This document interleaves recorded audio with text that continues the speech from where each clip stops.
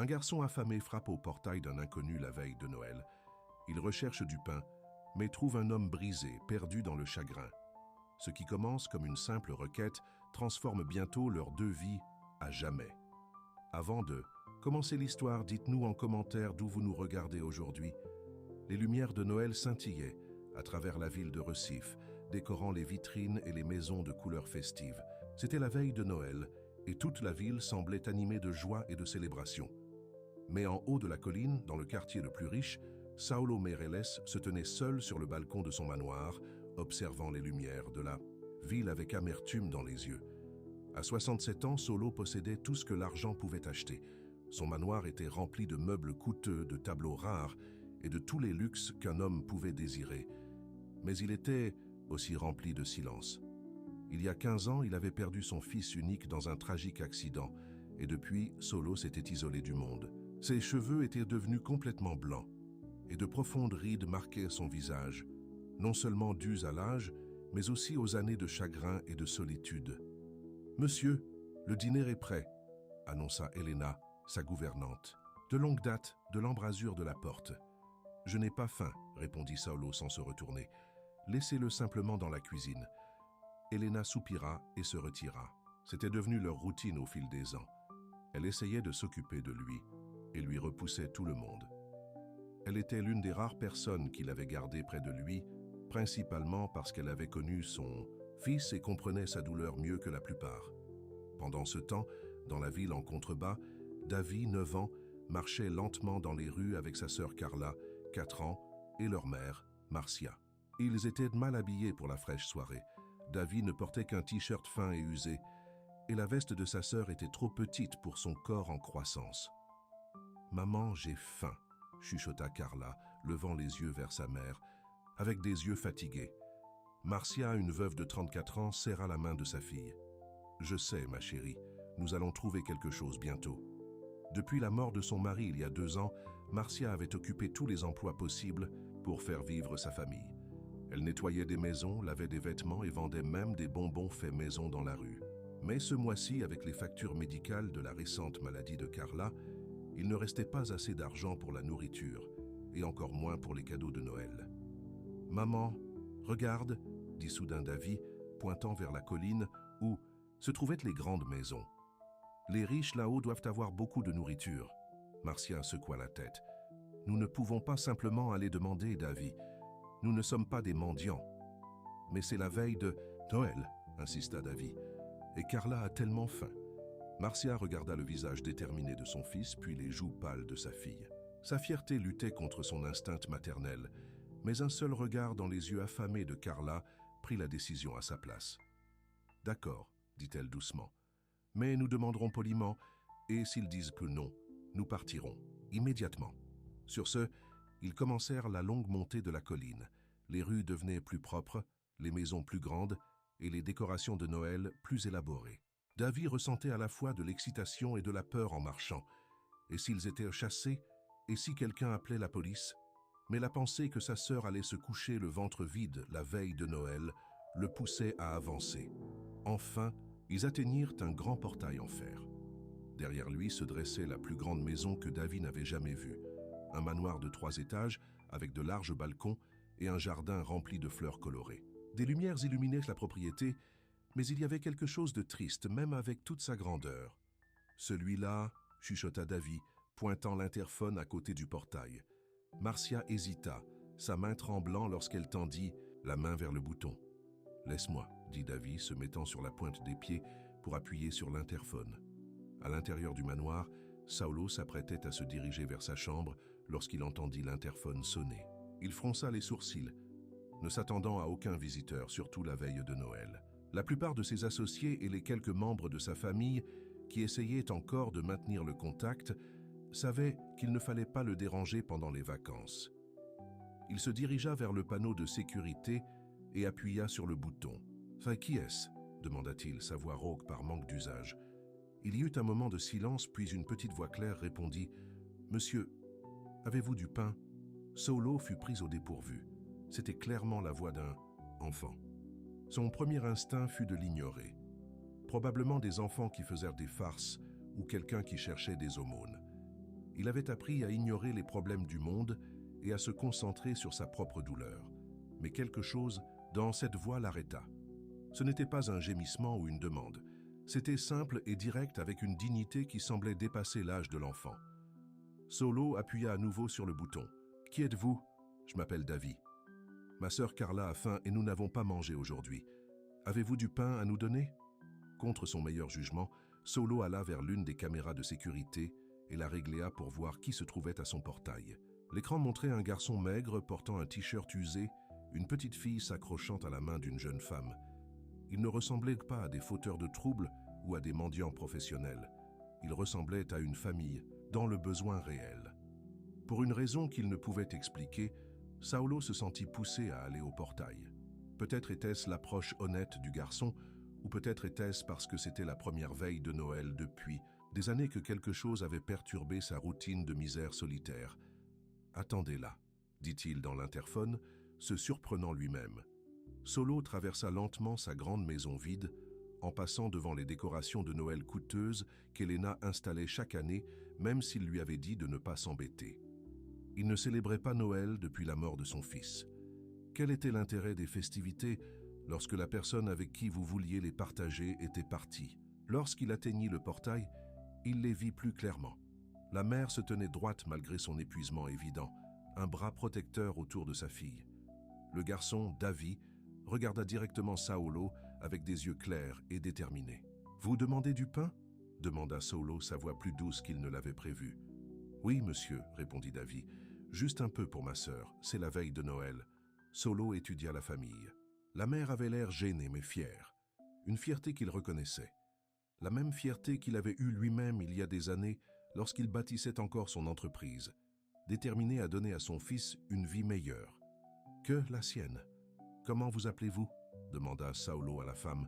« Marcia, » répondit-elle, croisant son regard, « et je vous prie de m'excuser pour cette interruption. »« Mon fils, pas besoin de vous excuser, » interrompit Saulo, puis à sa propre surprise, il ajouta « Entrez ». Il appuya sur un bouton et le lourd portail en fer s'ouvrit. La famille hésita, clairement surprise par l'invitation. « Entrez », répéta Saulo. « Il fait froid dehors. » Lentement, la famille traversa le portail. Saulo ne les mena pas à la porte d'entrée, mais à une entrée latérale qui donnait sur la cuisine. Un espace énorme avec des comptoirs brillants et des appareils électroménagers modernes qui étaient rarement utilisés. Elena leva les yeux, choquée lorsque Saulo entra dans la cuisine avec 3 étrangers. « Elena, » dit Saulo, « nos invités ont faim. Pourriez-vous préparer quelque chose pour eux ?» La surprise d'Elena se transforma rapidement en action. « Bien sûr, monsieur, immédiatement. Nous ne voulons pas vous importuner. » commença Marcia, mais Saulo ignora son objection.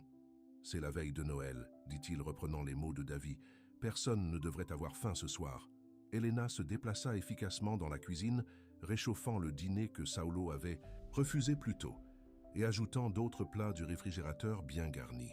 Bientôt, la table fut remplie de plus de nourriture que la petite famille n'en avait vu depuis des mois. Poulet rôti, pommes de terre, légumes, pain frais, et même un gâteau au chocolat qu'Elena avait préparé plus tôt dans la journée.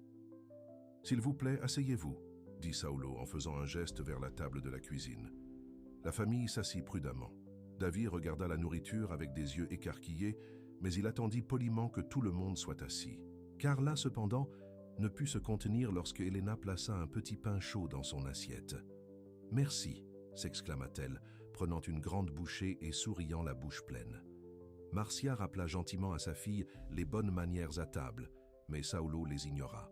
« Laissez-la en profiter, » dit-il. « Il n'y a rien de mieux que de voir un enfant apprécier un bon repas. » Alors que la famille mangeait, Saulo se retrouva assis avec eux au lieu de se retirer dans son bureau comme il l'avait prévu. Il observa Davy couper soigneusement la nourriture de sa sœur en petits morceaux, s'assurant qu'elle en avait assez avant de se servir. Il remarqua comment Marcia remerciait Elena avec une gratitude sincère et comment elle conservait sa dignité malgré leur pauvreté évidente. « Quel âge ont vos enfants ?» demanda Saulo à Marcia après un moment. « Davy a 9 ans et Carla vient d'avoir 4 ans, » répondit-elle. 9 ans. C'était l'âge de son fils lorsqu'ils avaient passé leur dernier Noël ensemble. Le souvenir lui vint sans crier gare. le visage excité de son fils alors qu'il ouvrait ses cadeaux sous le sapin, le son de son rire, la chaleur de ses câlins. Et leur père? Demanda Saulo, bien qu'il regrettât immédiatement la question lorsqu'il vit la douleur traverser le visage de Marcia. Il est décédé il y a 2 ans, dit-elle simplement. Un accident du travail sur le chantier. Saulo hocha la tête, comprenant la lutte non dite derrière ces quelques mots. Il avait perdu un fils, elle avait perdu un mari et le père de ses enfants. Pourtant, la voici toujours en train de lutter, toujours en train de protéger ses enfants. « Je suis désolé pour votre perte, » dit-il, les mots semblant inadéquats, mais sincères. « Comme je le suis pour la vôtre, » répondit Marcia doucement. Saulo la regarda, surpris. « Comment avez-vous... vos yeux ?» dit-elle. « Ils ont le même regard que les miens après la mort de Ricardo. C'est le regard de quelqu'un qui a perdu une partie de son cœur. » Quelque chose bougea dans la poitrine de Saulo, un relâchement du nœud serré qui était là depuis 15 ans. Cette femme, cette étrangère qui n'avait rien, comprenait sa douleur d'une manière que ses amis riches et ses associés d'affaires n'avaient jamais eue. Alors que le repas continuait, Davy commença à parler plus librement, racontant à Saulo son école et comment il voulait devenir médecin un jour, afin de pouvoir aider des gens comme les médecins qui avaient aidé sa sœur lorsqu'elle était malade. « Carla a eu une pneumonie le mois dernier, » expliqua Marcia. « Les factures médicales, eh bien c'est pourquoi nous sommes un peu à court ce mois-ci. » Davy regarda sa mère avec un sérieux qui dépassait son âge. « Mais elle va mieux maintenant, et c'est ce qui compte. » Saulo observa l'interaction entre la mère et le fils, voyant l'amour et le soutien qui coulaient entre eux malgré leurs difficultés. Il pensa à son propre fils, aux rêves qu'ils avaient partagés, à l'avenir qu'ils avaient planifié, ensemble, tout interrompu par un accident insensé. Et les cadeaux, se retrouva-t-il à demander? Pour Noël, Davy et Carla échangèrent des regards, et le visage de Marcia rougit légèrement. « Nous n'avons pas besoin de cadeaux, » dit rapidement Davy. « Noël n'est pas là pour ça. » Mais Carla, avec l'honnêteté d'une enfant de 4 ans, ajouta « Le Père Noël nous a oubliés l'année dernière. Maman a dit qu'il était trop occupé. » Marcia tendit la main pour lisser les cheveux de sa fille. « Cette année, nous fêtons avec un dîner spécial demain, » dit-elle. « J'ai économisé pour du poulet et... Voudriez-vous revenir? »« Demain ?» interrompit Saulo, la question surprenant même lui-même. « Pour le dîner de Noël ?» La pièce devint silencieuse. Elena, qui travaillait tranquillement en arrière-plan, s'arrêta et regarda son employeur avec étonnement. En 15 ans, Saulo n'avait jamais invité personne pour Noël. « Nous ne pourrions pas vous imposer, » commença Marcia, mais Saulo secoua la tête. « Vous ne m'imposeriez pas, je... » Il hésita puis avoua. « J'apprécierais la compagnie. » Davy leva les yeux vers Saulo avec ses yeux clairs et honnêtes. « Nous viendrons, » dit-il, avec décision, avant que sa mère ne puisse refuser. « Et j'aiderai à mettre la table. » Saulo sentit un sourire se dessiner sur ses lèvres, le premier vrai sourire depuis plus longtemps qu'il ne pouvait s'en souvenir. « Alors, c'est réglé, » dit-il, alors qu'Elena préparait les restes pour que la famille les emporte. À la maison, Saulo disparut dans son bureau. Lorsqu'il revint, il portait une petite enveloppe. « Pour le taxi pour rentrer chez vous, » dit-il en l'attendant à Marcia.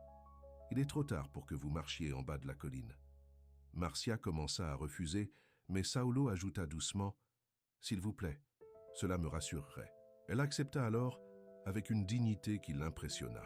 Alors que la famille s'apprêtait à partir, Davy se tourna vers Saulo. « Merci pour le pain, » dit-il simplement, « et pour avoir partagé votre maison avec nous. » Saulo s'agenouilla, au niveau du garçon, regardant ses yeux sérieux. « Merci, Davy, de m'avoir rappelé ce qu'est Noël. » Après leur départ, Saulo resta debout au portail, les regardant jusqu'à ce que le taxi disparaisse en bas de la colline. L'air nocturne était frais contre son visage, mais pour la première fois depuis des années, le froid ne semblait pas atteindre son cœur. Lorsqu'il se retourna vers la maison, Elena l'attendait avec une question dans les yeux. « Monsieur, dois-je préparer la salle à manger pour les invités de demain ?» Saulo hocha la tête. « Oui, Elena. » Et...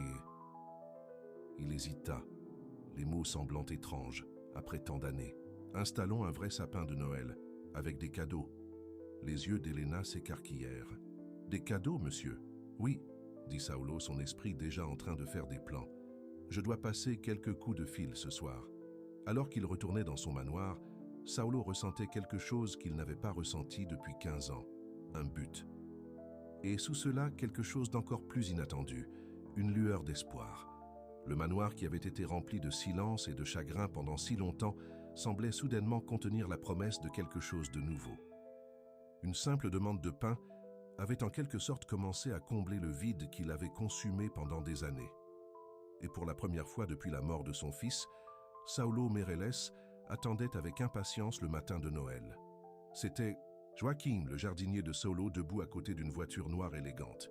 « Madame Marcia », dit-il en hochant respectueusement la tête, « Monsieur Meirelles m'a envoyé vous conduire, vous et les enfants, au manoir. » Marcia hésita. « C'est très gentil, mais je lui ai dit que nous prendrions un taxi. Monsieur Meirelles insiste, » dit Joachim doucement. « Il m'a chargé de vous dire que ce serait un honneur pour lui. » Davy tira la main de sa mère. « S'il te plaît, maman, on peut aller dans la belle voiture. » Regardant le visage plein d'espoir de son fils, Marcia céda. « Merci, dit-elle à Joachim. Nous apprécions le trajet. » La montée de la colline fut une aventure palpitante pour Davy et Carla, qui n'avaient jamais été dans un véhicule aussi luxueux. Ils regardèrent par les fenêtres, les yeux grands ouverts, montrant du doigt les décorations de Noël sur les maisons qu'ils croisaient. « Regarde, maman !» s'exclama Carla. « Cette maison a un Père Noël sur le toit ?» Marcia sourit, mais son estomac était noué d'anxiété. Qu'est-ce qu'elle faisait, emmenant ses enfants chez un millionnaire le jour de Noël? Et si Saulo avait changé? Davy? Et s'il n'avait ressenti que de la charité la nuit dernière, mais regrettait maintenant son invitation? À leur arrivée au manoir, cependant, Saulo lui-même les attendait à la porte ouverte. Il portait une tenue décontractée mais clairement coûteuse, un pantalon et un pull léger au lieu des vêtements formels qu'il portait la veille. « Bienvenue, » dit-il, sa voix plus chaleureuse que Marcia ne s'en souvenait. « Joyeux Noël !»« Joyeux Noël, monsieur Meirelles !» répondit immédiatement Davy, s'avançant pour serrer la main du vieil homme comme s'ils étaient égaux. « Merci de nous avoir invités. » Saulo rit, un son authentique qui sembla le surprendre, lui-même.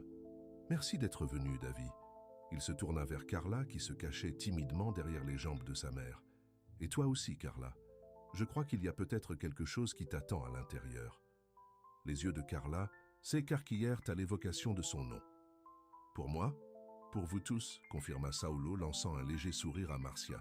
« Si cela ne vous dérange pas, votre mère. » Marcia hocha la tête, touchée par sa considération, à lui demander la permission. « Bien sûr, c'est très gentil de votre part. » Cette fois, ils suivirent Saulo par l'entrée principale et non par la porte de la cuisine qu'ils avaient utilisée la veille. Le hall d'entrée était impressionnant, avec un grand escalier et des sols en marbre, mais c'est le salon qui leur coupa le souffle. Le sapin de Noël atteignait presque le haut plafond, scintillant de lumières et d'ornements. En dessous se trouvèrent des piles de cadeaux emballés aux couleurs vives. Un feu crépitait dans la grande cheminée, et la pièce était remplie des senteurs de pain et de cannelle. « Oh !» haleta Carla, les yeux grands ouverts. « C'est comme dans les livres d'histoire. » Davy était tout aussi émerveillé, bien qu'il ait essayé de garder son calme. « Votre sapin est magnifique, monsieur Meirelles. S'il te plaît, appelle-moi Saulo, » dit le vieil homme, observant leur réaction avec un mélange de plaisir et de quelque chose de plus profond, plus doux amer. Et le sapin est l'œuvre d'Elena. Elle a toujours eu un talent pour la décoration. Elena apparut d'une autre pièce, portant un tablier de fête. « La dinde est au four, monsieur. Le dîner sera prêt dans environ 2 heures. »« Parfait, » dit Saulo. « Cela nous laisse le temps pour les cadeaux ?» suggéra Carla avec espoir, regardant les paquets sous le sapin. Les adultes rirent et Saulo hocha la tête. « Oui, les cadeaux. Elena, veux-tu faire les honneurs ?» Elena commença à distribuer les cadeaux, d'abord aux enfants, puis à Marcia qui essaya de protester. « S'il te plaît, » commença-t-elle, « c'est trop. Nous ne pouvons pas accepter. »« Vous pouvez, » interrompit doucement. « Saulo, considérez cela comme mon cadeau à moi-même, le plaisir de voir Noël à nouveau à travers les yeux des enfants. » Il y avait quelque chose dans son ton qui fit taire ses objections. Ce n'était pas de la charité comme elle l'avait craint, c'était un homme seul qui trouvait de la joie à donner. Davy ouvrit ses cadeaux avec soin, savourant chacun d'eux, de nouveaux vêtements, des livres et une trousse de médecin complète avec un stéthoscope jouet et d'autres instruments médicaux. Ses yeux s'écarquillèrent à chaque cadeau, mais ce qui émut Saulo, c'était le « merci », prudent du garçon après chacun d'eux, et la façon dont il aidait sa sœur avec ses paquets. Carla était moins réservée, poussant des cris de joie devant sa nouvelle poupée, les livres d'images colorées et surtout la petite robe de princesse qu'Elena avait ajoutée au choix de Solo. « Regarde, maman !» s'exclama-t-elle, tenant la robe bleue scintillante. « Je suis une princesse maintenant. »« Oui, tu l'es, » acquiesça Marcia, la voix pleine d'émotion. « Qu'est-ce que tu dis à Monsieur Solo ?»« Merci, » dit Carla, se précipitant pour jeter ses bras autour des jambes de Solo dans un câlin spontané. Solo se figea un instant, surpris par le contact physique. Cela faisait si longtemps que personne ne l'avait embrassé. Lentement, hésitant, il tapota la tête de la petite fille. « De rien, Carla. » Les cadeaux de Marcia furent les derniers. La robe bleue, le cardigan, des chaussures pratiques mais élégantes et une petite boîte à bijoux contenant un simple collier en argent. « Je ne peux pas accepter ça. »« Ah » murmura-t-elle, touchant le collier du bout des doigts, tremblant. « Vous pouvez » répondit fermement Solo. « Une mère mérite aussi de belles choses. » Leurs yeux se rencontrèrent, et à ce moment-là, Marcia vit au-delà de l'homme d'affaires riche le père en deuil qui se cachait en dessous. Il ne s'agissait pas d'argent ou de charité. Il s'agissait de connexion, de deux personnes qui avaient perdu quelqu'un d'irremplaçable trouvant un moment de compréhension partagée. « Merci », dit-elle simplement. Le reste de l'après-midi passa dans un flou de chaleur et de conversation. Davy insista pour montrer à Solo comment chaque article de sa trousse de médecin fonctionnait, tandis que Carla enfilait sa robe de princesse et déambulait dans le salon. Elena servit du chocolat chaud et des biscuits de Noël, et Joachim les rejoignit, partageant des histoires de Noël passées. Lorsque le dîner fut prêt, ils se rassemblèrent autour de la table à manger, un meuble massif qui n'avait pas été utilisé pour un vrai repas de famille depuis plus de 10 ans. La dinde était parfaitement rôtie, entourée de tous les accompagnements traditionnels. Solo était assis à la tête de la table, avec Davy et Carla de chaque côté de lui, Marcia à côté de Davy et Elena et Joachim complétant le cercle. Avant de commencer à manger, Solo leva son verre. « Je voudrais proposer un toast, » dit-il, la voix légèrement instable. « Aux nouveaux amis et à la famille, à ceux qui sont avec nous et à ceux qui vivent dans nos cœurs. À la famille. » Répondirent les autres, même la petite Carla avec sa tasse de jus. Pendant qu'il mangeait, Solo se retrouva à parler plus qu'il ne l'avait fait depuis des années. Il raconta des histoires sur son entreprise, sur ses voyages et finalement, prudemment, sur Carlos. « Il aurait eu votre âge maintenant, » dit-il à Marcia. « 24 ans lorsque nous l'avons perdu. »« Comment cela s'est-il passé ?» demanda-t-elle doucement. « Si ça ne vous dérange pas d'en parler. » Solo baissa les yeux sur son assiette puis releva les yeux. « Un accident de voiture. Il était avec des amis rentrant de l'école. Le conducteur a perdu le contrôle par temps de pluie. » Il fit une pause, puis ajouta « J'ai blâmé tout le monde. Le conducteur, l'école, même Dieu. Mais surtout, je me suis blâmé de ne pas être là, de ne pas l'avoir conduit moi-même ce jour-là. » Marcia tendit la main à travers la table et toucha brièvement sa main. « Je comprends. Après, la mort de Ricardo, je n'arrêtais pas de penser à tout ce que j'aurais pu faire différemment. Si je lui avais demandé de ne pas prendre ce travail de construction, si j'avais insisté pour qu'il porte un équipement de sécurité différent, est-ce que ça devient plus facile ?» demanda Saulo, la question nue dans sa vulnérabilité. Marcia réfléchit attentivement à sa réponse. « Pas plus facile, différent. La douleur change de forme. Certains jours, elle est vive et accablante. D'autres jours, c'est une douleur sourde que l'on peut porter en vaquant à ses occupations. » Elle lança un coup d'œil à ses enfants, qui mangeaient joyeusement leur dessert et ne prêtèrent pas attention à la conversation des adultes. « C'est avoir quelqu'un qui a besoin de vous. Ça aide. » Solo suivit son regard vers Davy et Carla. « Oui, » dit-il pensivement, « je vois comment cela pourrait t'aider. » Après le dîner, lorsque les enfants jouaient avec leurs nouveaux jouets près du sapin, Solo prit Marcia à part. « Je vous fais une proposition, » dit-il, le ton sérieux. « Pas de la charité, » ajouta-t-il rapidement, voyant son expression. « Une offre d'emploi, un emploi, » répéta Marcia, surprise. « Quel genre d'emploi ?»« Ma société possède plusieurs propriétés dans la ville, y compris des immeubles d'appartements. J'ai besoin de quelqu'un pour gérer l'un d'eux, encaisser les loyers, gérer les demandes de réparation, ce genre de choses. Le précédent gérant a pris sa retraite le mois dernier et je n'ai pas pourvu le poste. » Les yeux de Marcia se rétrécirent légèrement. « Et vous pensez que je pourrais faire ce travail ? Je sais que vous le pourriez, répondit Saulo. Vous êtes organisé, responsable et vous vous entendez bien avec les gens. Le poste est assorti d'un salaire et d'un appartement dans l'immeuble. Il fit une pause puis ajouta « Réfléchissez-y. Pour les enfants, si ce n'est pas pour vous-même. » Marcia resta silencieuse pendant un long moment, réfléchissant à ses paroles. Ce poste existait-il vraiment avant aujourd'hui? Saulo sourit légèrement. Le besoin est réel. Le timing, c'est peut-être le destin. Il redevenait sérieux. Je ne vous offre pas cela par pitié, Marcia. Je vous le propose. Parce que je crois que vous réussiriez et parce que... Il hésita puis termina. Parce que j'ai été seul trop longtemps et je pense que vous l'avez peut-être aussi été. Avant que Marcia ne puisse répondre, Carla appela du salon. « Maman, viens voir ce que je peux faire. » « Réfléchissez-y, dit Saulo. Pas besoin de décider aujourd'hui. » Marcia hocha la tête, puis alla rejoindre ses enfants près du sapin de Noël. Saulo regarda depuis l'entrée, tandis qu'elle s'agenouillait à côté de Carla, s'exclamant devant la nouvelle astuce que la petite fille lui montrait. Davy était assis en tailleur par terre, examinant attentivement chaque pièce de sa trousse de médecin avec une concentration sérieuse. Quelque chose bougea dans la poitrine de Saulo, un sentiment qu'il avait presque oublié. Pendant 15 ans, cette maison avait été un mausolée, un sanctuaire de son chagrin.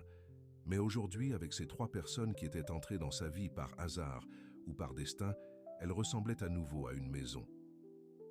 Comme la soirée avançait, Carla commença à bâiller, son petit corps cédant enfin à l'excitation de la journée. Marcia suggéra doucement qu'il était temps de partir. « Laissez Joachim vous conduire », insista Saulo. Et cette fois, Marcia ne discuta pas. À la porte, Davy leva les yeux vers Saulo avec ses yeux sérieux, qui semblaient trop vieux pour son jeune visage. « Merci pour Noël, » dit-il simplement. « C'était le meilleur de tous. » Saulo s'agenouilla à la hauteur du garçon. « Merci Davy d'avoir frappé à ma porte hier. Tu m'as rendu quelque chose que je croyais avoir perdu à jamais. »« Quoi ?» demanda Davy curieusement. Saulo sourit, touchant doucement l'épaule du garçon. L'espoir.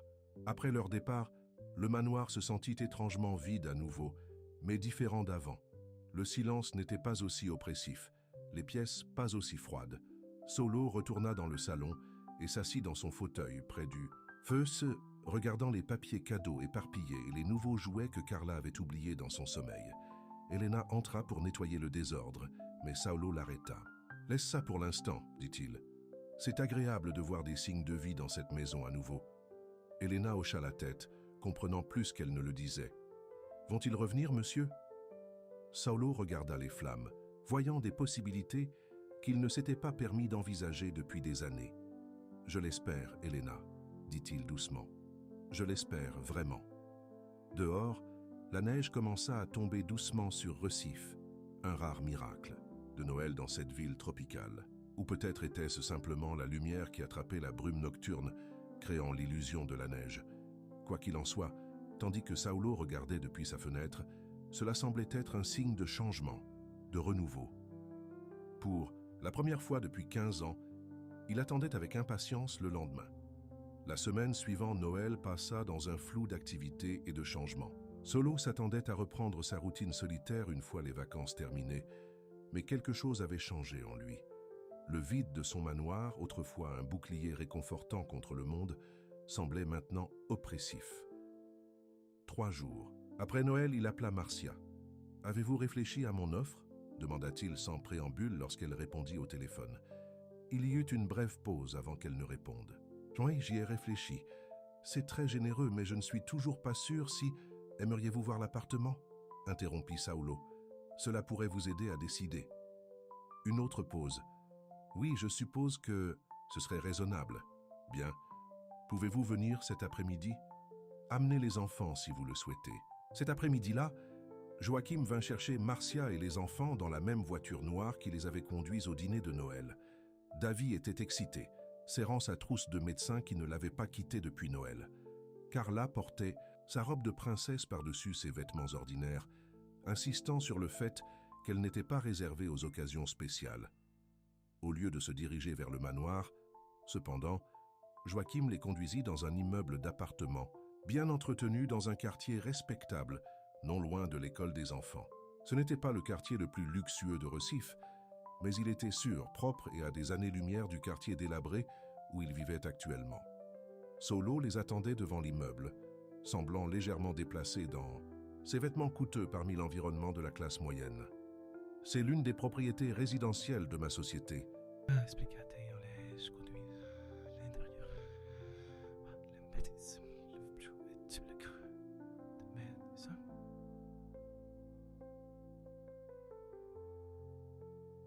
Plante. Et un petit coin salon. Un gardien de sécurité d'âge mûr hocha respectueusement la tête lorsque Saulo passa. « Bonjour, monsieur Meirelles. »« Miguel, » reconnut Saulo. « Ce sont mes invités, Madame Marcia, Davi et Carla. »« Bienvenue, » dit le gardien de sécurité avec un sourire amical aux enfants.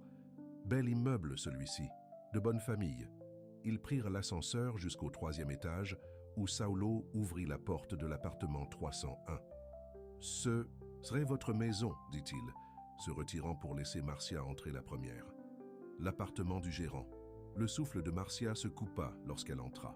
L'appartement n'était pas immense, mais il était spacieux par rapport à leur chambre actuelle.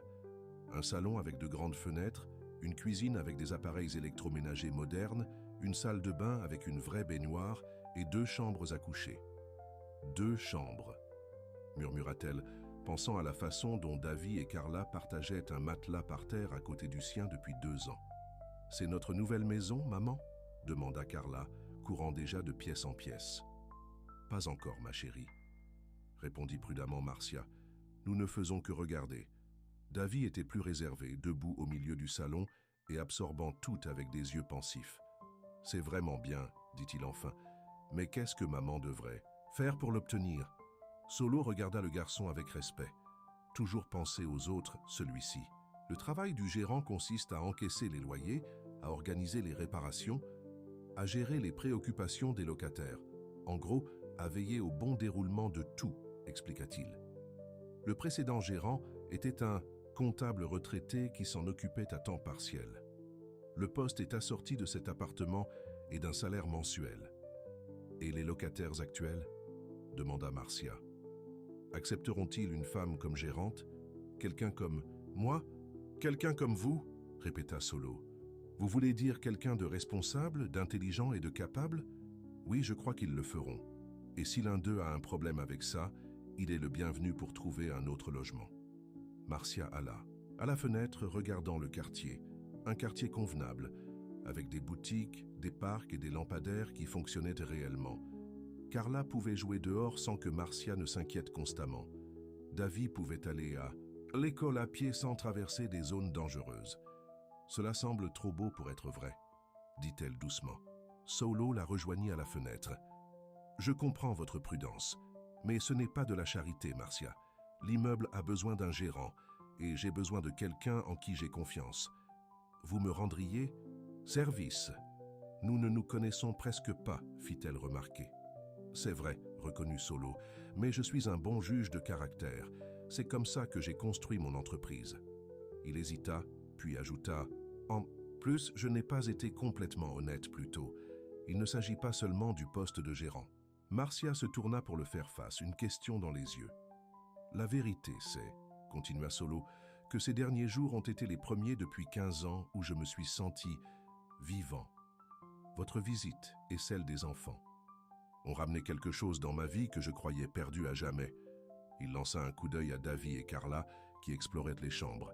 « Je n'essaie pas d'acheter votre amitié, Marcia, mais je vous offre une opportunité légitime qui nous serait bénéfique à tous les deux. » Marcia étudia son visage, cherchant le moindre signe de tromperie ou de motif caché.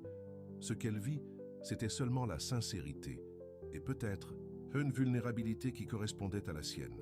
« Quand commencerions-nous » demanda-t-elle enfin. Le visage de Saulo s'illumina. « Est-ce un oui? C'est une période d'essai, » précisa Marcia. « 3 mois. Si ça ne fonctionne pas, pour quelque raison que ce soit, pas de rancune de part et d'autre. »« D'accord, d'accord, » dit Saulo sans hésitation, tendant la main. Marcia la serra fermement, et un nouveau chapitre commença pour eux tous. La semaine suivante fut un tourbillon d'activités. Saulo prit des dispositions. pour que des déménageurs emballent les quelques effets personnels de Marcia de leur chambre louée et les transportent dans le nouvel appartement. Il insista également pour fournir des meubles de base pour les pièces vides, des lits pour tout le monde, une table à manger, un canapé pour le salon. Marcia essaya de refuser, mais Solo fut ferme. « Considérez cela comme faisant partie du travail, dit-il. L'appartement est meublé, c'est la politique de l'entreprise. » Ils savaient tous les deux qu'il n'y avait pas une telle politique, mais Marcia accepta avec autant de dignité qu'elle le pouvait. Elle traça cependant la ligne au niveau du téléviseur que Saulo voulait installer. « Nous n'avons pas besoin d'un téléviseur, » dit-elle fermement. « Les livres sont meilleurs pour les enfants. » Solo respecta sa décision, bien qu'il ait pris des dispositions pour qu'une bibliothèque soit livrée le lendemain, remplie de livres pour enfants et de quelques romans pour Marcia. Lorsque le réveillon du Nouvel An arriva, Marcia et les enfants étaient installés dans leur nouvelle maison. La transition avait été douce, presque suspectément. Les locataires avaient accepté Marcia sans hésitation, peut-être parce que Solo lui-même les lui avait présentés un par un. Le personnel d'entretien de l'immeuble, un bricoleur nommé Pedro et une femme de ménage nommée Teresa, avaient été accueillants et serviables, montrant à Marcia tous les systèmes et procédures qu'elle devait connaître. Monsieur Meirelles ne s'intéresse généralement pas autant à ses propriétés, avait commenté Pedro, en montrant à Marcia la chaufferie de l'immeuble. Vous devez avoir fait une forte impression. Marcia avait éludé la remarque, mais en privé, elle se posait la même question. Qu'est-ce qui, dans leur rencontre fortuite, avait tellement affecté Solo?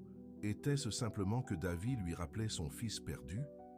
Ou y avait-il quelque chose de plus, un lien qu'aucun d'eux ne s'attendait à trouver? Au réveillon du Nouvel An, Saulo appela pour une invitation. « Aimeriez-vous, vous et les enfants, regarder les feux d'artifice depuis ma terrasse ce soir? La vue sur la baie est assez spectaculaire. » Marcia hésita. Ils avaient déjà tellement accepté de sa part.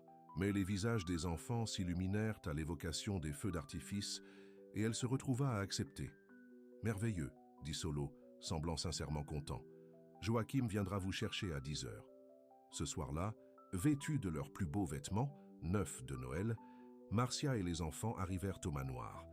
L'atmosphère était différente de leur visite de Noël, moins formelle, plus détendue. Elena avait préparé un repas léger de amuse-gueule et de douceur qu'ils mangèrent sur la terrasse en attendant minuit. Davy, toujours curieux, demanda à Saulo des informations sur son entreprise. « Que faites-vous exactement, monsieur ?»« Saulo ?»« Davy, » reprit doucement Marcia. « C'est une question personnelle. »« C'est bon, » l'assura Saulo. « Ma société développe des propriétés, Davy. Nous construisons des maisons, des immeubles d'appartements, des centres commerciaux, des lieux où les gens peuvent vivre et travailler. Comme notre nouvel immeuble d'appartement, demanda Davy. Exactement, hocha la tête Saulo. J'ai commencé avec un seul petit immeuble, pas très différent de là où vous vivez maintenant. Au fil des ans, l'entreprise a grandi. Avez-vous toujours voulu construire des choses? Persista Davy. L'expression de Saulo s'adoucit avec le souvenir. Non, en fait, quand j'avais votre âge, je voulais être médecin. Les yeux de Davy s'écarquillèrent. Vraiment, comme moi, tout comme vous, confirma Saulo avec un sourire. Mais les circonstances m'ont mené dans une autre direction. Mon père était ouvrier du bâtiment et il est mort dans un accident quand j'étais jeune. Ma mère a eu beaucoup de mal à nous faire vivre et j'ai dû commencer à travailler tôt. Il lança un regard à Marcia. Nous n'avions pas quelqu'un d'aussi fort que votre mère pour nous guider. Marcia ressentit une vague de fierté et de gêne face à ce compliment. Vous semblez vous en être bien sorti malgré les difficultés, observa-t-elle. D'une certaine manière, admit Saulo. Le succès financier est arrivé finalement. Mais le bonheur personnel, il haussa les épaules. Cela s'est avéré plus insaisissable. Jusqu'à récemment, leurs regards se croisèrent par-dessus les têtes des enfants. Un moment de compréhension s'établissant entre eux. Comme minuit approchait, ils se déplacèrent au bord de la terrasse pour mieux voir la baie. La ville en contrebas scintillait de mille feux et des bateaux décorés de couleurs vives parsemaient l'eau, attendant que les célébrations du Nouvel An commencent. 10 minutes avant minuit, annonça Elena en sortant des coupes de champagne pour les adultes et du jus pétillant pour les enfants. « Devrions-nous prendre des résolutions ?»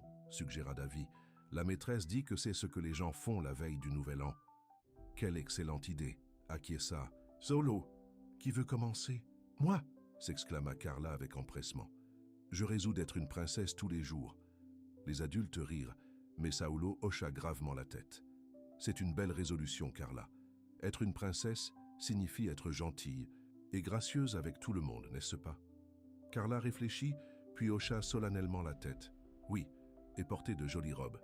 Ma résolution, dit Davy pensivement, est d'étudier plus dur pour pouvoir devenir médecin. Plus vite et aider les malades. L'expression de Saulo s'adoucit lorsqu'il regarda le garçon. C'est un objectif louable, Davy. L'éducation est le chemin le plus sûr pour réaliser ses rêves. Et vous, maman? Demanda Davy. Marcia prit un moment avant de répondre. Ma résolution est de construire un foyer stable et heureux pour nous, dit-elle finalement, et d'être reconnaissante pour les bénédictions inattendues. Elle lança un regard à Saulo en disant cette dernière partie. Et vous, monsieur Solo? Demanda Carla en tirant sa manche.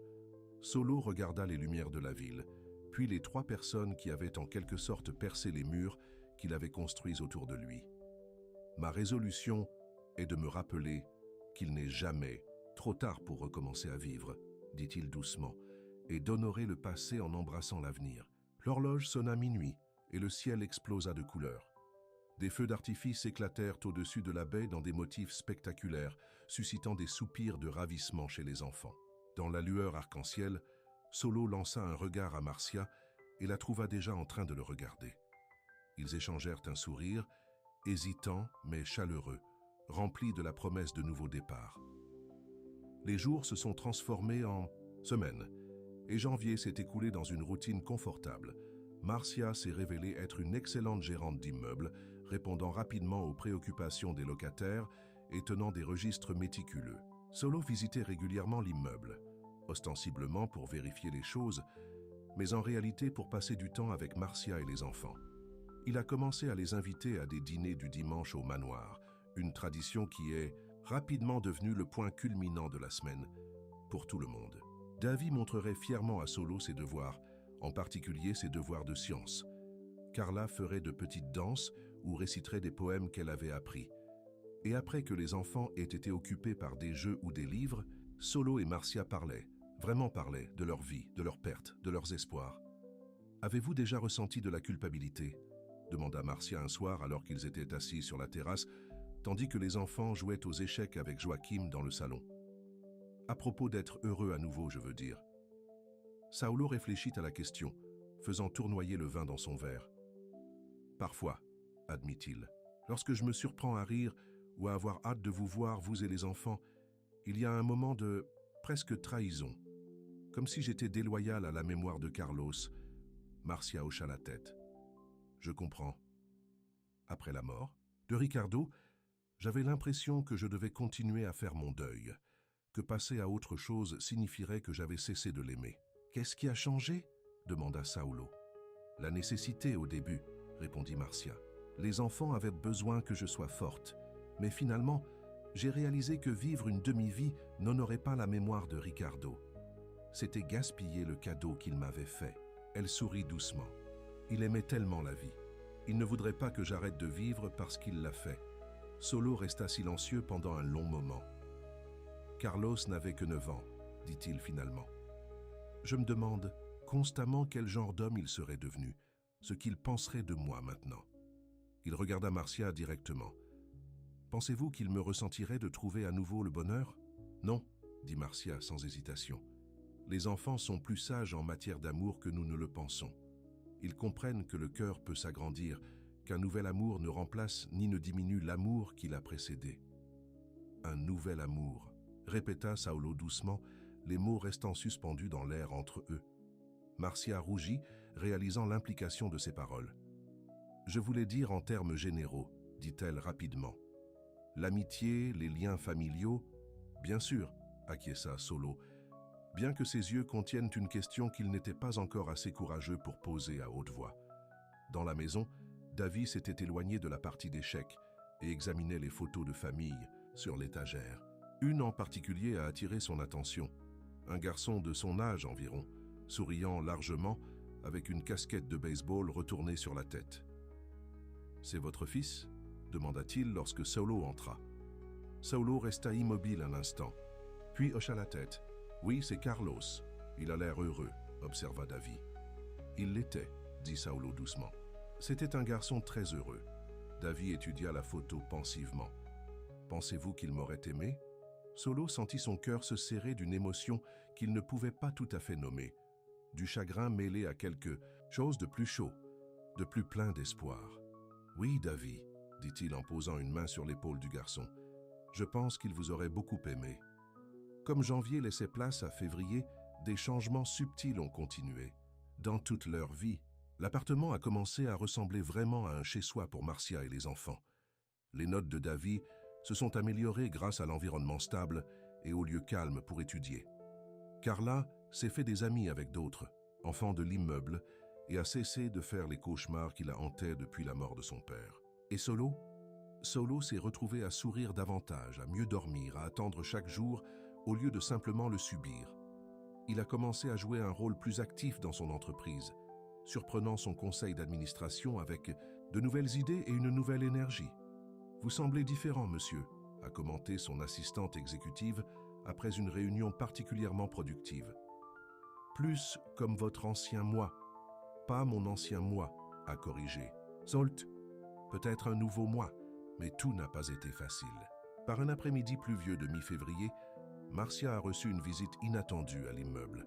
Elle était dans le hall, en train de discuter d'un calendrier de réparation avec Pedro, lorsqu'une voiture de luxe élégante s'est arrêtée à l'extérieur. Un homme bien habillé d'une quarantaine d'années est entré, secouant la pluie de son parapluie. « Je cherche Marcia Silva », a-t-il annoncé sans préambule. « C'est moi », a répondu Marcia, immédiatement méfiante envers le ton impérieux de l'homme. L'homme l'a évalué avec des yeux froids. « Je suis Eduardo Meirelles, le neveu de Saulo. Pouvons-nous parler en privé ?» Marcia l'a conduit au petit bureau, attenant au hall, l'esprit en ébullition. Saulo avait mentionné un neveu qui travaillait dans l'entreprise, mais ne les avait jamais présentés. « Que puis-je faire pour vous, monsieur Meirelles ?» a-t-elle demandé une fois qu'ils furent assis. Eduardo n'a pas perdu de temps, en plaisanterie. « Je serai direct, madame Silva. »« Quelle est exactement votre relation avec mon oncle ?» Marcia s'est raidie. « Monsieur Saulo est mon employeur. Et un ami. » « Un ami, » a répété Eduardo avec scepticisme. « Vous devez être une amie assez spéciale pour avoir obtenu non seulement ce travail, mais aussi l'attention de mon oncle. Il ne s'est pas intéressé à l'entreprise depuis des années, et soudain il assiste à toutes les réunions, examine tous les projets que j'ai gérés en son absence. Je ne vois pas en quoi cela me concerne, » a répondu Marcia, gardant le ton égal malgré sa colère croissante. Eduardo s'est penché en avant. « Laissez-moi être clair. Mon oncle est un homme riche qui a été isolé et franchement déprimé depuis la mort de mon cousin.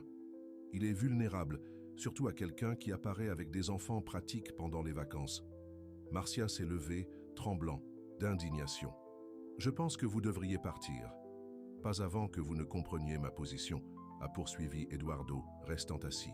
« Quoi que vous pensiez obtenir de mon oncle, sachez que je vais m'y opposer. L'entreprise est à moi. Je la dirige depuis 15 ans pendant qu'il s'enfermait avec son chagrin. Je ne laisserai pas une opportuniste. » « Ça suffit, Eduardo. » Marcia et Eduardo se sont retournés pour voir Saulo debout dans l'embrasure de la porte, le visage comme un orage. Derrière lui, Davy a regardé par l'encadrement de la porte, les yeux grands ouverts d'inquiétude.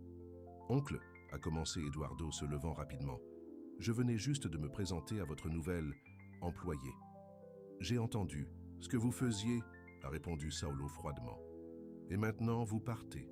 Nous devons discuter de cela, » a insisté Eduardo. « Vous ne réfléchissez pas clairement. Depuis Noël, vous prenez des décisions sans me consulter, en changeant des projets sur lesquels je travaille depuis des années. Et maintenant, cette femme et ses enfants sont soudainement dans votre vie. Ne voyez-vous pas ce qui se passe ?»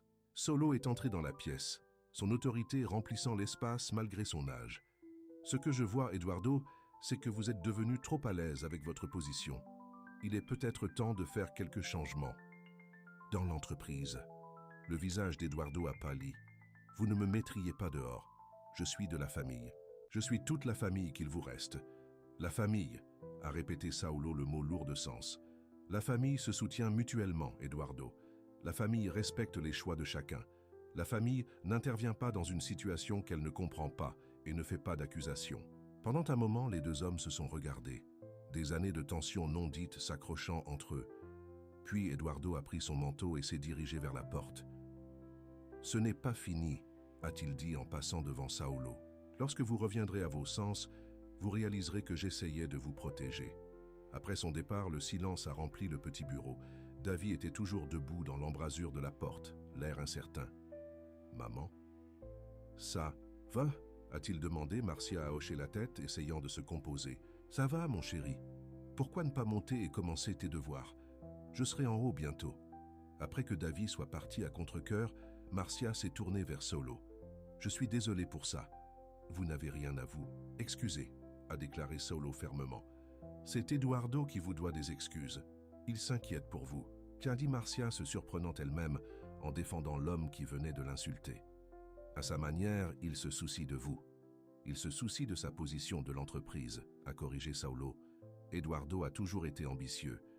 Lorsque Carlos est mort et que je me suis retiré de tout, il a comblé le vide. Je l'ai laissé prendre le contrôle parce que je m'en fichais plus. Il a secoué la tête. C'était mon erreur. Je lui ai permis de croire que l'entreprise serait éventuellement la sienne. « Et maintenant ?» demanda Marcia doucement. Saulo la regarda dans les yeux. « Maintenant, j'ai des raisons de m'en soucier à nouveau.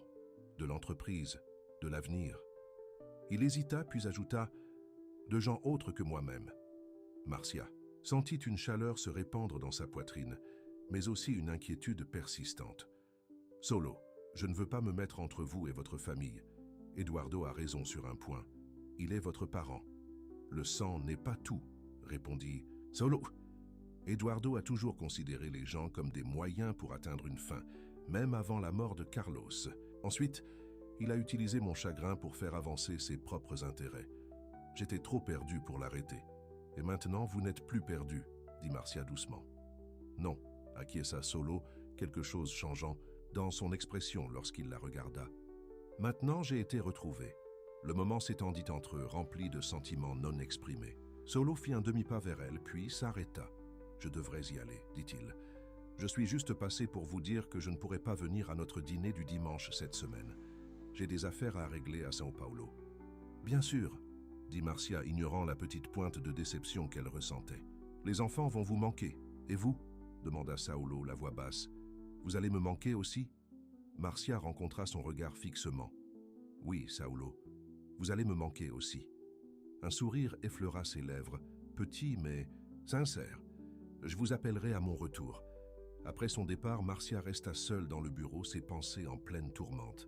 Les accusations d'Eduardo avaient touché une corde sensible, non pas parce qu'elles étaient vraies, mais parce qu'elles reflétaient une peur qu'elle avait refoulée. Que les gens voient sa relation avec Saulo exactement comme Eduardo l'avait décrite, une tentative opportuniste pour obtenir les ressources d'un homme riche, mais ce n'était pas comme ça. Ce qui s'était développé entre eux au cours de ces dernières semaines était authentique, un lien né d'une perte partagée et d'une compréhension inattendue. Elle appréciait Saulo pour ce qu'il était, non pour ce qu'il pouvait. Fournir en haut, elle trouva Davy assis à la table de la cuisine, un livre ouvert devant lui mais les yeux flous. « Cet homme a été méchant avec vous », a-t-il dit à son entrée. Marcia soupira, s'asseyant à côté de lui. Il s'inquiétait pour son oncle. « Monsieur Saulo n'a besoin de personne pour s'inquiéter pour lui », a insisté Davy. « Il est intelligent et fort. Tout le monde a besoin que quelqu'un se soucie de lui », a corrigé Marcia doucement. « Même les gens intelligents et forts. » Davy réfléchit, puis posa la question que Marcia redoutait. « Est-ce que monsieur Saulo nous aime, maman ?» Le caractère direct de la question lui coupa le souffle. « Pourquoi demandes-tu ça ?»« Parce qu'il nous regarde comme papa. Nous regardait, » a dit Davy simplement. « Et je pense que nous sommes peut-être en train de devenir sa famille maintenant. » De la bouche des bébés, pensa Marcia. « C'est compliqué, mon chéri. Monsieur Saulo se soucie de nous, oui, mais l'amour prend du temps. »« Je l'aime déjà, » a déclaré Davy avec la certitude d'un enfant. « Il vous fait sourire à nouveau. » Marcia prit son fils dans ses bras, cligna des yeux pour retenir des larmes inattendues. « Tu es trop sage pour ton âge, Davy Silva. » Par-dessus l'épaule de Davy, elle regarda par la fenêtre la ville pluvieuse en contrebas, pensant à l'homme qui avait effectivement ramené le sourire dans leur vie. Quoi que Eduardo puisse penser, quels que soient les défis qui pourraient en survenir, une chose devenait de plus en plus claire. La simple demande de pain la veille de Noël avait conduit à quelque chose qu'aucun d'eux n'aurait pu anticiper. Le début de la guérison, de l'espoir et peut-être de l'amour. Le voyage d'affaires de Saulo à São Paulo a duré plus longtemps que prévu. Une semaine s'est transformée en 2, avec seulement de brefs appels téléphoniques pour prendre des nouvelles de Marcia concernant l'immeuble et pour parler à Davi et Carla. Les enfants lui manquaient terriblement, demandant chaque jour quand il reviendrait. Marcia s'est retrouvée à lui manquer aussi, sa douce sagesse, son humour sec, la façon dont ses yeux brillaient lorsque les enfants partageaient leur réussite. Quand est-ce que Monsieur Saulo revient? A demandé Carla pour la 100e fois, alors que Marcia la couchait le soir d'une nuit de pluie fin février. Bientôt, ma chérie, a répondu Marcia, bien qu'elle n'ait aucune idée précise. Le dernier appel de Saulo avait été vague quant à sa date de retour. Je lui ai fait un dessin, a dit Carla, montrant un dessin coloré sur sa table de chevet. C'est nous tous dans sa grande maison. Marcia prit le dessin et sourit. Carla avait représenté 4 silhouettes, tenant des mains devant une grande maison. Saulo, Marcia, Davi et elle-même, toutes avec des sourires exagérés. C'est magnifique, a dit Marcia. On le lui donnera à son retour. On devrait y habiter, a déclaré Carla avec la directe innocence d'un enfant. On pourrait être sa famille et il ne serait plus seul. Marcia sentit son cœur se serrer. Ce n'est pas si simple, Carla. Pourquoi pas, a insisté Carla. Il nous aime et on l'aime. N'ayant pas de réponse simple à donner, Marcia embrassa sa fille pour lui souhaiter bonne nuit et éteignit la lumière. Dans le couloir, elle trouva Davi traîné devant la chambre de sa sœur. « Elle a raison, tu sais, » a-t-il dit doucement. « Monsieur Saulo est plus heureux quand on est là. » Marcia soupira, mettant un bras autour des épaules de son fils alors qu'ils marchèrent vers la cuisine. « Le bonheur est compliqué pour les adultes, Davi. À cause de papa ? Et en partie à cause de tout le reste. Nos vies différentes, nos milieux différents. Monsieur Saulo est un homme d'affaires très important. Et on n'est personne, a conclu Davi. Non, a dit Marcia fermement, s'agenouillant, pour le regarder dans les yeux. On est quelqu'un, on est nous-mêmes, et c'est largement suffisant. Davi hocha la tête, bien qu'il n'ait pas l'air entièrement convaincu. Je veux juste qu'on soit tous heureux. Je sais, mon chéri, a dit Marcia, le serrant fort dans ses bras. Moi aussi.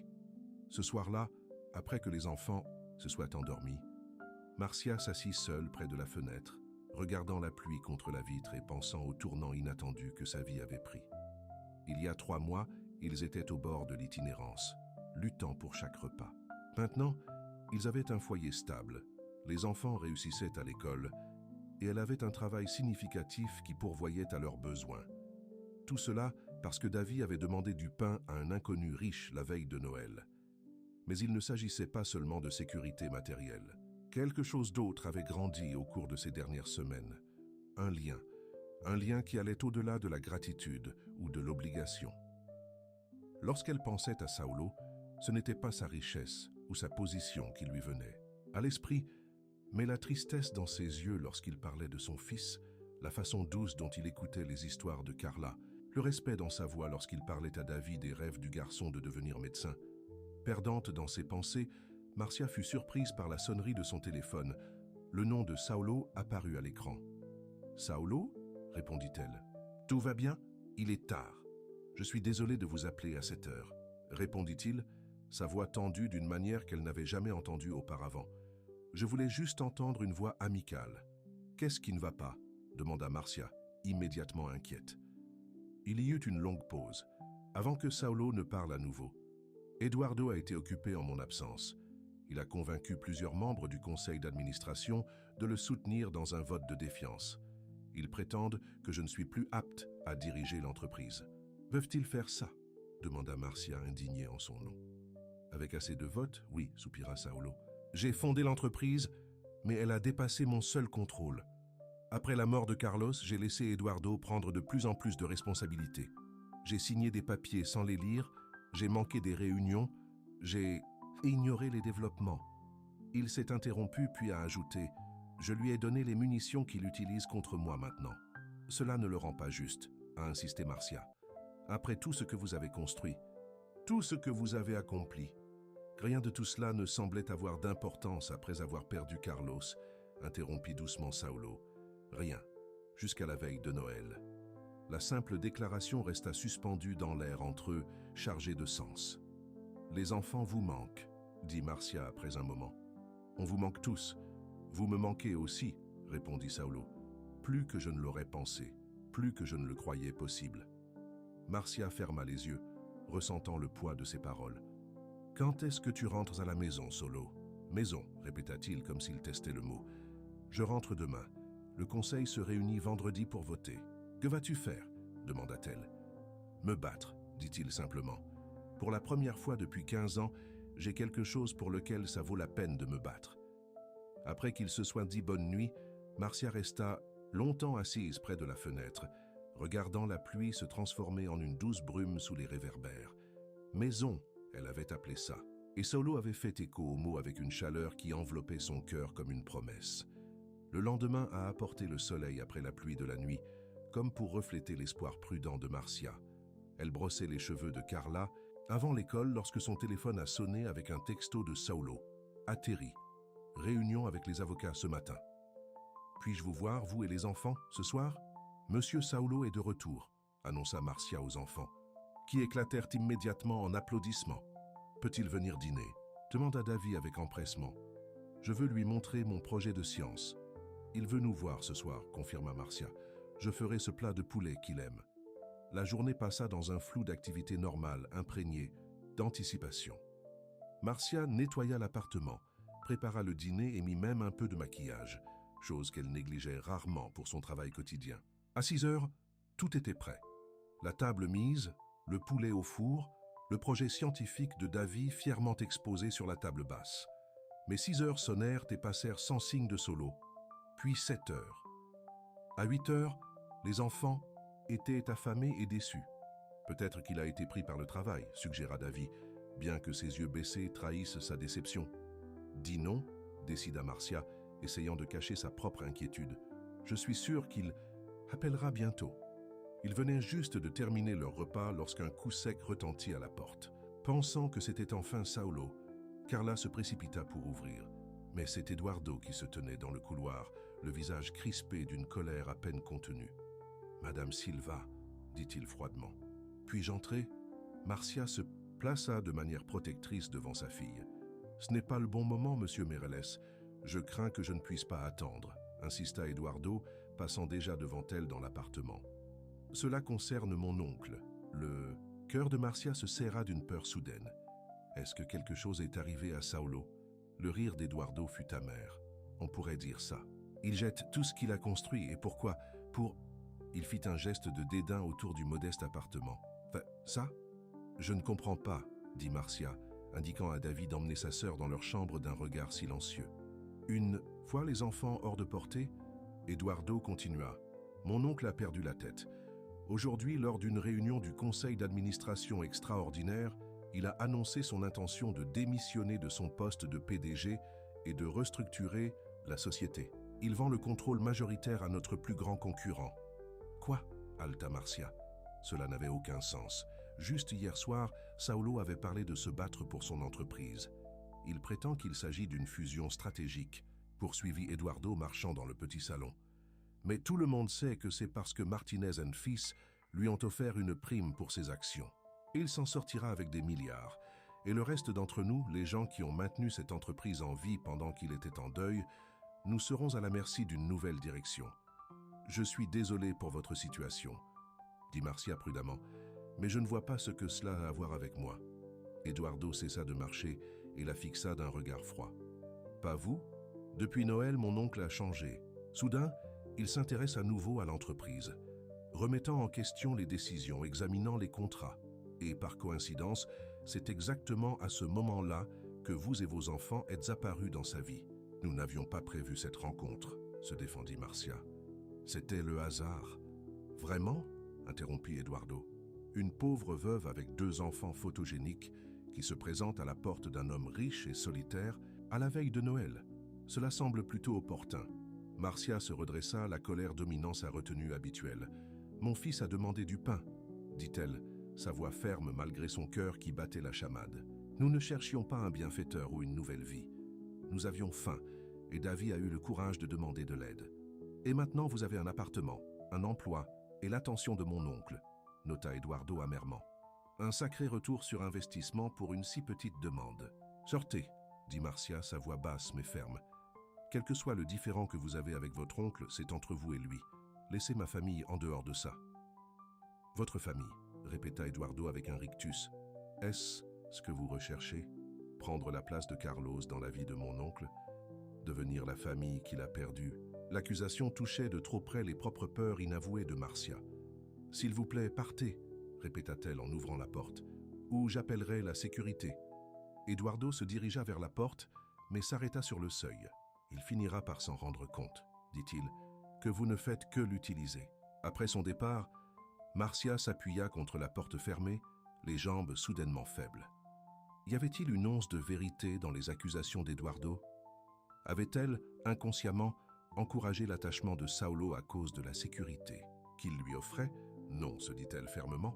Ce qui avait grandi entre eux était authentique, compliqué et inattendu, mais réel. Elle aimait Saulo l'homme, pas Saulo l'homme d'affaires riche. Son téléphone sonna, l'attirant de ses pensées troublées. C'était Saulo. « Marcia, je suis tellement désolé pour ce soir », commença-t-il sans préambule. La réunion du conseil a duré plus longtemps que prévu, et puis il y avait des papiers à signer. J'aurais dû appeler plus tôt. Tout va bien, l'assura-t-elle, décidant de ne pas encore mentionner la visite d'Eduardo. Les enfants ont été déçus, mais ils comprennent que votre travail est important. Pas aussi important que vous, dit Saulo, sa voix chaleureuse. Vous tous. J'ai tellement de choses à vous dire, Marcia, de bonnes nouvelles. Des nouvelles qui changeront tout. Changer, répéta Marcia, un nœud se formant dans son estomac. Qu'est-ce que vous voulez dire? Puis-je venir maintenant? Demanda Saulo au lieu de répondre. Il n'est pas trop tard. Marcia vérifia l'heure, près de 9 heures. Les enfants sont encore debout, dit-elle. Ils adoreraient vous voir. 20 minutes plus tard, Saulo arriva, ayant l'air à la fois fatigué et énergique, comme un homme qui avait traversé une bataille et en était sorti victorieux. Davy et Carla se précipitèrent pour le saluer, et il les embrassa tous les deux avec une aisance qui s'était développée au cours des derniers mois. « J'ai apporté quelque chose pour vous », leur dit-il, présentant de petits paquets. Pour si, Davy un livre sur les médecins célèbres de l'histoire, pour Carla un petit bracelet en argent avec un charme en forme de couronne de princesse. « Il est magnifique !» s'exclama Carla, le mettant immédiatement à son poignet. « Regarde. Maman, très joli, acquiesça Marcia, bien que son esprit soit encore troublé par la visite d'Eduardo et les mystérieuses bonnes nouvelles de Saulo. Après que les enfants eurent montré à Saulo leur dernière réalisation, le projet scientifique de Davy, le dessin de Carla, Marcia les envoya se préparer pour le coucher. 10 minutes pour dire bonne nuit, promit-elle, lorsqu'ils protestèrent. Une fois qu'ils furent sortis de la pièce, elle se tourna vers Saulo. « Votre neveu est venu me voir ce soir. » Le visage de Saulo s'assombrit. « Eduardo était là? Qu'a-t-il voulu? Ça m'accusé d'être la raison pour laquelle vous vendez l'entreprise, » dit Marcia directement. « Est-ce vrai? Vendez-vous à Martinez & Fils ?» Saulo soupira, passant une main dans ses cheveux blancs. « Pas exactement. Je négocie une fusion, oui, mais à mes conditions. Merelles Properties fera partie d'une plus grande société, mais avec une autonomie sur nos projets existants. Et oui, je vais démissionner de mon poste de PDG. Mais pourquoi? Demanda Marcia sincèrement confuse. Hier soir, vous avez dit que vous alliez vous battre. Je me suis battu, dit Saulo avec un petit sourire. Juste pas pour ce qu'Eduardo attendait. Il se rapprocha, prenant ses mains dans les siennes. Marcia, pendant 15 ans, j'ai été un fantôme dans ma propre vie. L'entreprise était juste quelque chose qui remplissait les heures, qui m'empêchait de trop réfléchir à ce que j'avais perdu. Et maintenant? Demanda-t-elle lorsqu'il fit une pause. Maintenant, je veux revivre, dit-il simplement. Vraiment vivre. La fusion assurera l'avenir de l'entreprise et pourvoira aux employés qui ont été fidèles toutes ces années. Eduardo aura un poste dans la nouvelle structure, bien que ce ne soit pas celui qu'il voulait. Et moi? Il serra doucement ses mains. Je serai libre de poursuivre ce qui compte vraiment. L'intensité dans ses yeux fit battre le cœur de Marcia. « Et qu'est-ce que c'est, Saulo? Le bonheur, répondit-il, la connexion, une seconde chance en famille. » Avant que Marcia ne puisse répondre, Davy et Carla revinrent en pyjama, brisant le moment. Saulo lâcha ses mains et se tourna vers les enfants avec un sourire chaleureux. « Qui veut une histoire avant de dormir ?» proposa-t-il. Carla cria de joie et courut chercher son livre préféré, tandis que Davy lança à Marcia un regard interrogateur, comme s'il sentait l'atmosphère tendue entre les adultes. Ce soir-là, après que Saulo eut lu aux enfants et dit au revoir avec la promesse de revenir pour le dîner de dimanche, Marcia resta éveillée, tournant ses paroles dans son esprit. Une seconde chance en famille. Était-il devenu ça pour lui? Et était-ce suffisant? La semaine qui suivit fut un tourbillon d'activités. La nouvelle de la fusion entre Merelles Properties et Martinez & Fields domina les pages des journaux économiques locaux. Eduardo était notablement absent des photos de publicité, tandis que Saulo semblait rajeuni, expliquant avec confiance les avantages stratégiques de la décision aux journalistes. Dimanche, lorsque Saulo arriva pour le dîner, il apporta ses propres nouvelles. « Les papiers sont signés », annonça-t-il alors qu'ils étaient assis autour de la table. « Depuis vendredi, je suis officiellement à la retraite de la gestion active de Merelles Properties. Que ferez-vous maintenant ?» demanda Davy, se servant plus de purée de pommes de terre. Saulo sourit mystérieusement. « J'ai des projets. Aimeriez-vous les voir après le dîner ?» Lorsque le repas fut terminé, Saulo les invita à le rejoindre pour une promenade en voiture. « J'ai quelque chose à vous montrer, » expliqua-t-il. « Un projet sur lequel je travaille. » Ils s'entassèrent dans sa voiture, une berline plus modeste qui avait remplacé son véhicule de luxe après Noël, et conduisirent dans une partie de la ville que Marcia ne reconnut pas immédiatement. C'était une zone en développement, avec de nouveaux bâtiments mélangés à des structures plus anciennes en cours de rénovation. Saulo se gara devant une grande propriété entourée de barrières de chantier. Une pancarte sur la clôture indiquait « Futur siège de la clinique mémoriale Carlos Merelles. Ouverture été 2024. » « Qu'est-ce que c'est ?» demanda Marcia alors qu'ils sortirent de la voiture. Saulo sortit un jeu de clés et ouvrit le portail. « Mon nouveau projet, dit-il, les conduisant à l'intérieur de la zone clôturée.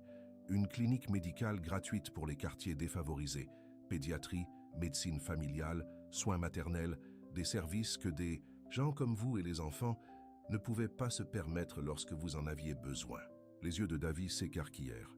« Un vrai cabinet médical, nommé d'après votre fils ? » ?»« Oui. » Saulo hocha la tête, l'émotion rendant sa voix rauque. « Carlos a toujours voulu aider les gens. Cela semble être une façon appropriée d'honorer sa mémoire. » Le bâtiment était encore principalement une coquille, avec du matériel de construction éparpillé autour, mais Saulo décrivit sa vision avec passion.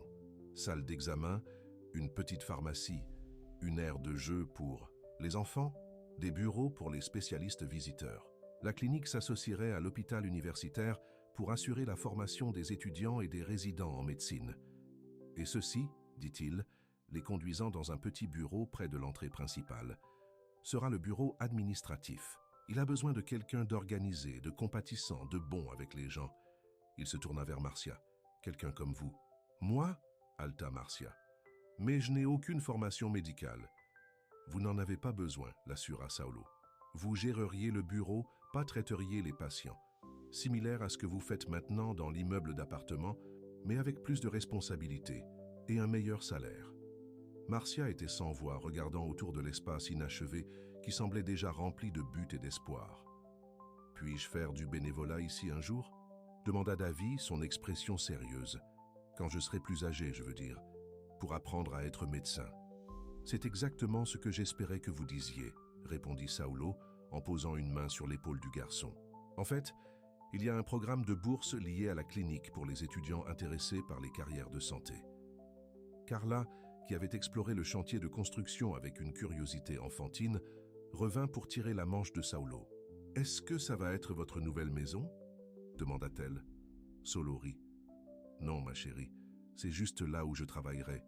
Ma maison est toujours sur la colline. »« Notre maison est meilleure, » déclara Carla avec confiance.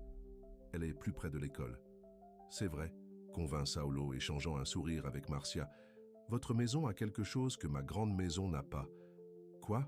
demanda Carla. « La vie, » dit Saulo simplement. « Le rire, l'amour. » Le mot resta suspendu dans l'air, significatif et chargé. « Marcia sentit une rougeur monter à ses joues lorsque les yeux de Saulo rencontrèrent les siens. Plus tard, après avoir visité le reste du chantier et être retourné à l'appartement, Saulo demanda s'il pouvait parler à Marcia en privé.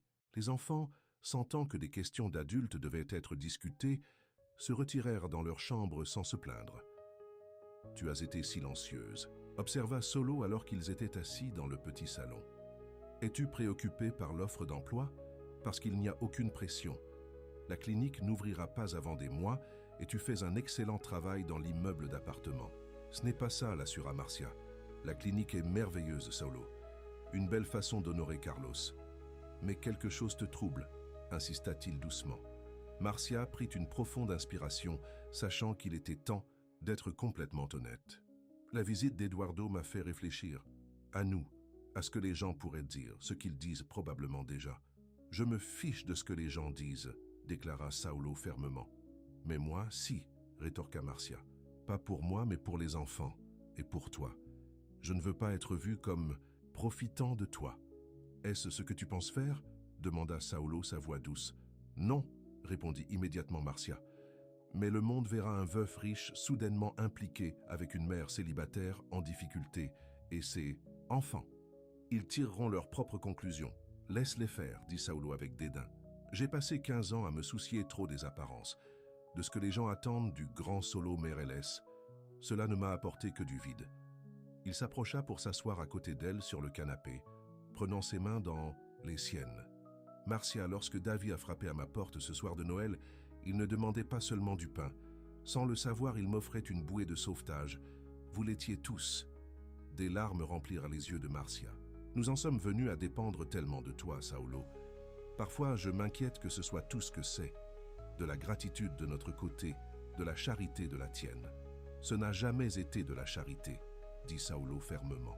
Dès le premier instant, voyant la dignité de Davy lorsqu'il a demandé de l'aide, observant comment tu protégeais et prenais soin de tes enfants malgré tes circonstances, j'ai reconnu quelque chose en toi. Une force, un amour qui m'a rappelé ce que j'avais perdu. Il fit une pause, ses propres yeux devenant humides, mais aussi ce que je pourrais retrouver, si j'étais assez courageux pour essayer. « Et les enfants ?» demanda Marcia. « Ça, ils se sont tellement attachés à toi, si ça ne… »« Je les aime », interrompit Saulo, les mots venant facilement, naturellement. Pas comme des remplaçants de Carlos, mais pour eux-mêmes. Le sérieux de Davy, son désir d'aider les autres. La joie de Carla, son ouverture au bonheur. Ils m'ont appris à revivre. Il prit une profonde inspiration, puis ajouta « Et j'aime aussi leur mère. » Marcia sentit son cœur trébucher. « Saulo, je ne demande rien, l'assura-t-il rapidement. Je sais que c'est tôt et qu'il y a des complications, nos milieux différents, la différence d'âge. Mais je veux que tu saches que ce que je ressens est réel. Pas de la gratitude, pas de la solitude, pas une tentative de remplacer ce que j'ai perdu. C'est quelque chose de nouveau, quelque chose que je ne m'attendais jamais à retrouver. » Une larme coula sur la joue de Marcia. « J'ai eu tellement peur, » murmura-t-elle. « Peur de faire confiance à ce sentiment. Peur qu'il disparaisse comme tout le reste de bon dans nos vies. »« Et maintenant ?» demanda Saulo en essuyant doucement sa larme. « Maintenant j'ai encore peur, admit-elle avec un petit rire. Mais j'en ai aussi assez de laisser la peur prendre mes décisions. » Elle rencontra ses yeux directement. « Je t'aime aussi, Saulo. Nous le faisons tous. » La simple déclaration a tout changé et rien du tout. Il n'y a pas eu de grands gestes, pas de proposition dramatique. Juste un doux baiser, une promesse de plus de conversations à venir. Plus de temps pour laisser ce qui grandissait entre eux se développer naturellement. Plus tard ce soir-là, alors que Saulo se préparait à partir, Davy s'approcha de lui avec l'expression sérieuse qui le faisait toujours paraître plus âgé que ses années. « Vas-tu être mon nouveau père ?» demanda-t-il directement.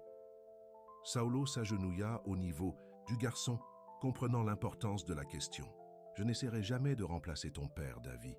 Il sera toujours ton père et toujours important. » Davy hocha la tête, acceptant cela. « Mais tu pourrais être quelque chose d'autre, quelque chose de nouveau. »« J'aimerais ça, » dit Saulo doucement. « Si ça te va, oui, » décida Davy après un moment de réflexion. « Tu rends maman heureuse et tu m'aides avec mes devoirs de science. » Saulo rit, ébouriffant les cheveux du garçon d'un geste qui était devenu familier entre eux. De grands éloges, en effet. Au printemps, l'épanouissement a traversé Recife, apportant une nouvelle vie à la ville. Une nouvelle vie a également fleuri dans les liens entre Saulo, Marcia et les enfants. La construction de la clinique a progressé rapidement, devenant une activité de week-end pour tous afin de visiter et d'observer. Davy a pris son futur rôle de bénévole avec le plus grand sérieux, faisant déjà des listes de la façon dont la salle d'attente des enfants devrait être organisée. Le manoir de Saulo, autrefois un monument silencieux au deuil, s'est également transformé progressivement. Les rires des enfants résonnaient dans des pièces qui étaient fermées depuis des années. Des jouets sont apparus dans les coins, des livres sur les étagères, des dessins sur le réfrigérateur. Elena s'affaire avec une nouvelle énergie, ravie d'avoir de nouveau des jeunes dans la maison. Un soir de fin avril, alors qu'ils étaient assis sur la terrasse du manoir en regardant le coucher du soleil sur la ville, Saulo se tourna vers Marcia avec une expression pensive. « J'ai réfléchi à ce que Carla a dit ce jour-là sur le site de la clinique. » Commença-t-il. « À propos de votre appartement étant meilleur parce qu'il est plus près de l'école des enfants. Les enfants disent les choses les plus inattendues, » sourit Marcia en regardant Davy et Carla jouer aux échecs avec Joachim sur la pelouse en contrebas. « Mais elle avait raison, » continua Saulo. « Cette maison est magnifique, mais elle est isolée, loin des écoles de leurs amis. » Il hésita, puis demanda « Que penserais-tu de trouver une nouvelle maison? Quelque chose qui conviendrait à nous tous, pas aussi grandiose que cet endroit, mais avec de la place pour tout le monde, quelque part en ville, près de l'école des enfants et de la clinique. » Marcia le regarda avec surprise. « Tu quittes cette maison? Après toutes ces années ?» Saulo hocha lentement la tête. « Je m'y suis accroché parce que c'est là que Carlos a grandi. Mais j'ai réalisé quelque chose d'important. Carlos n'est pas dans ses murs ou ses pièces, il est dans mon cœur, dans mes souvenirs, et ceux-ci viendront avec moi où que j'aille. » Marcia lui prit la main, comprenant la signification de ce qu'il disait. « Un nouveau départ, murmura-t-elle. »« Pour nous tous, exactement, acquiesça Saulo. Ne pas effacer le passé, mais s'appuyer dessus. Créer quelque chose de nouveau ensemble. » En dessous d'eux, le rire ravi de Carla retentit lorsqu'elle fit un mouvement d'échec qui surprit Joachim. Davy entraînait sa sœur, soulignant les stratégies avec la patience d'un enseignant né. Le soleil couchant les baignait tous de lumière dorée, un moment parfait de bonheur capturé comme une photographie. « Je pense, » dit Marcia après un long silence satisfait, « que ce serait merveilleux. » 6 mois plus tard, à la veille de Noël, un camion de déménagement s'arrêta devant une maison gaie à 2 étages, dans un quartier familial. La clinique mémoriale Carlos Meireles avait ouvert ses portes le mois précédent, Marcia gérant efficacement l'administration, tout en suivant des cours du soir en gestion des soins de santé. Davy avait commencé à faire du bénévolat le samedi, portant fièrement un petit badge qui l'identifiait comme un futur médecin en formation. Carla s'était fait des amis avec des enfants du quartier et avait rempli la maison d'œuvres, d'art et de chansons. Alors qu'ils transportèrent des boîtes du camion jusqu'à la maison, Saulo s'arrêta sur les marches avant, un petit paquet enveloppé à la main. Avant d'entrer, dit-il à Marcia, qui dirigeait les déménageurs avec une autorité assurée, « J'ai quelque chose pour toi, un cadeau de Noël en avance. » À l'intérieur de la boîte se trouvait un petit charme en forme de pain en argent sur une chaîne, délicate. Marcia rit à travers des larmes soudaines alors qu'il le fixait autour de son cou. « Pour se souvenir de comment tout a commencé, » expliqua Saulo. « Une simple demande de pain, » hocha la tête Marcia en touchant délicatement le charme. « Et regardez où cela nous a menés. Le meilleur cadeau que j'ai jamais reçu, » dit Saulo en la rapprochant de lui. « Un cadeau que je n'ai jamais attendu et dont je ne savais pas que j'avais besoin. » De l'intérieur de la maison, on entendait les voix des enfants. Davy, instruisant les déménageurs sur la manipulation appropriée de son équipement scientifique, Carla chantant un chant de Noël en explorant sa nouvelle chambre. « Allons-y » demanda Saulo en faisant un geste vers leur nouvelle maison, leur nouvelle vie. Marcia hocha la tête, prenant sa main. « Ensemble » En franchissant le seuil, Marcia pensa au voyage qui les avait conduits ici, de la faim à l'abondance, de la solitude à la connexion, de la perte à l'amour. Tout cela parce qu'un enfant avait demandé du pain un soir de Noël et qu'un homme en deuil avait trouvé le courage d'ouvrir sa porte et son cœur. Les cadeaux les plus vrais, réfléchit-elle, ne concernaient jamais seulement le don. Ils concernaient également la réception, la volonté d'accepter ce qui était offert, qu'il s'agisse de pain pour une famille affamée ou de guérison pour une âme blessée. Ensemble, ils fermèrent la porte sur le crépuscule qui s'installait, entrant dans la chaleur et la lumière de leur avenir partagé. Un avenir construit non pas sur la charité ou l'obligation, mais sur le fondement le plus solide de tous, l'amour, librement donné et reçu avec gratitude.